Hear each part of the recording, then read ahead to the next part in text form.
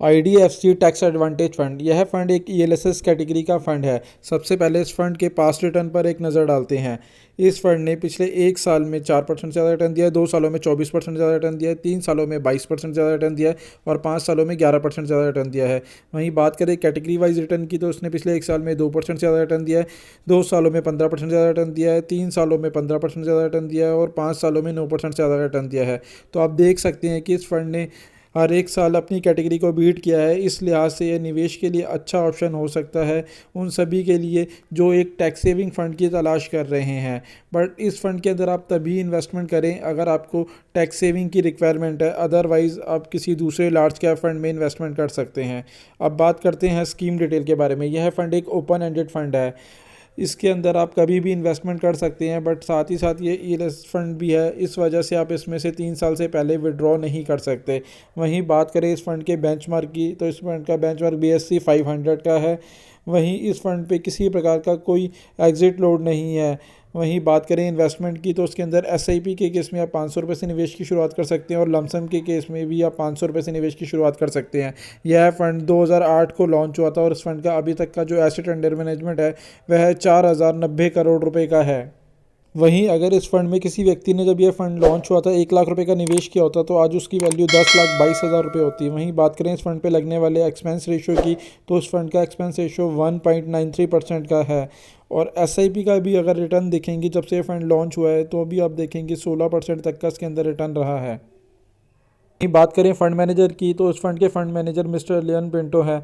वहीं बात करें टॉप 5 सेक्टर एलोकेशन की, तो उसके अंदर बैंक्स प्राइवेट के अंदर 16.06% का इन्वेस्टमेंट है, IT के अंदर 9.87% का इन्वेस्टमेंट है, ऑटो में 9.17% का इन्वेस्टमेंट है, कैश में 7.42% का इन्वेस्टमेंट है और बैंक्स पब्लिक के अंदर 6.77% का इन्वेस्टमेंट है। वहीं बात करें टॉप 5 कंपनी एलोकेशन की, तो उसके अंदर ICI बैंक के अंदर 8.85% का इन्वेस्टमेंट है, इन्फोसिस के अंदर 5.4% का इन्वेस्टमेंट है, स्टेट बैंक ऑफ इंडिया के अंदर 5.15% का इन्वेस्टमेंट है, HDFC बैंक के अंदर 4.13% का इन्वेस्टमेंट है, रिलायंस इंडस्ट्री के अंदर 3.67% का इन्वेस्टमेंट है। वहीं बात करें ओवरऑल इन्वेस्टमेंट की, तो उसके अंदर सबसे ज़्यादा पोर्शन लार्ज कैप के अंदर इन्वेस्टमेंट किया गया है। लार्ज कैप के अंदर 58.55% का इन्वेस्टमेंट है, वहीं मिड कैप के अंदर 21.07% का इन्वेस्टमेंट है और स्मॉल कैप के अंदर 12.96% का इन्वेस्टमेंट है। वहीं कुछ पोर्शन अदर इंस्ट्रूमेंट में भी किया गया है।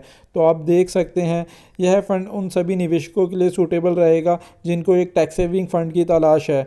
बट इस फंड में कोटक टैक्स सेवर फंड, यह फंड एक ELSS कैटेगरी का फंड है। सबसे पहले इस फंड के पास्ट रिटर्न पर एक नज़र डालते हैं।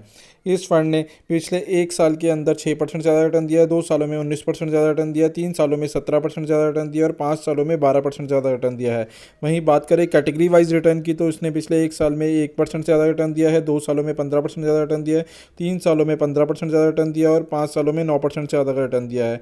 तो आप देख सकते हैं कि इसने हर एक साल अपनी कैटेगरी को बीट किया है। इस लिहाज से ये निवेश के लिए अच्छा ऑप्शन हो सकता है जो भी लोग टैक्स सेविंग कैटेगरी के अंदर एक फ़ंड की तलाश कर रहे हैं। बट अगर आप पहले से ही किसी ELSS फंड में निवेश कर रहे हैं तो आप इसे अवॉइड कर सकते हैं।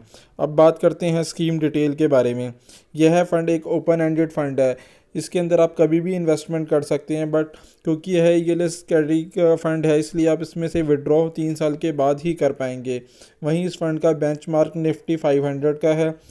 इस फंड पे लगने वाला एग्ज़िट लोड किसी भी प्रकार का नहीं है, इसके ऊपर एग्ज़िट लोड नील है। वहीं बात करें इन्वेस्टमेंट की, तो उसके अंदर SIP और लमसम दोनों ही केस में आप 500 रुपये से निवेश की शुरुआत कर सकते हैं। बात करें एक्सपेंस रेशियो की, तो इस फंड का एक्सपेंस रेशियो 2.02% का है। यह फंड 2005 को लॉन्च हुआ था और इस फंड का अभी तक का जो एसेट अंडर मैनेजमेंट है वह 3,163 करोड़ रुपए का है।